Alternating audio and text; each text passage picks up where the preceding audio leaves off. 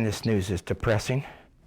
Oh, hey, I didn't know you all were here. I was just taking a minute to catch up on the depressing news. Doesn't take long to read the paper today to get depressed.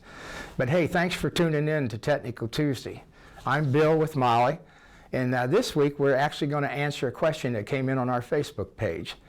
Now, you know, we love to answer questions about our product, and we do it all the time. But the best way to reach us with questions, not that we're going to turn you down on a Facebook inquiry, but the best way to reach us is to go to molly-aftermarket.com, our website, and on that main page you'll see a square, and that square says Need Help.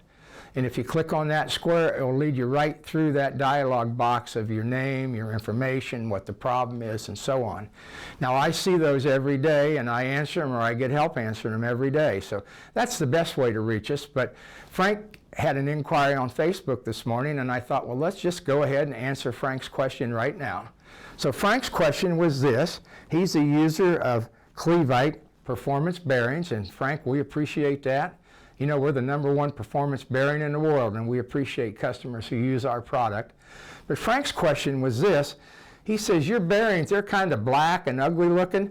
Sometimes they even have a little film of oil or something on them.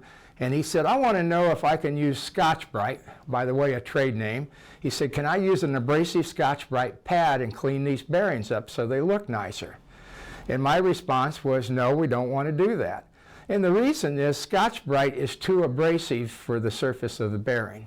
This bearing overlay here that actually is this part that you use in an engine, it's made of Babbitt, which is lead and tin, and it's very soft, and Scotch-Brite will wear half of that away while you clean up the bearing.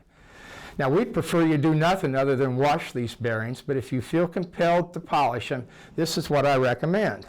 Take that newspaper with the depressing news in it and tear off a little piece of that newspaper, and then use the newspaper to lightly polish the surface of the bearing 5 or 6 times, just like I did there. Now, what that does is there's fiber in the newsprint, and that fiber is just abrasive enough that it will polish a little of the bearing there and make it look nicer for you without wearing away half of that surface. So again, if you feel compelled to polish bearings, use that newsprint and stay away from those abrasive pads.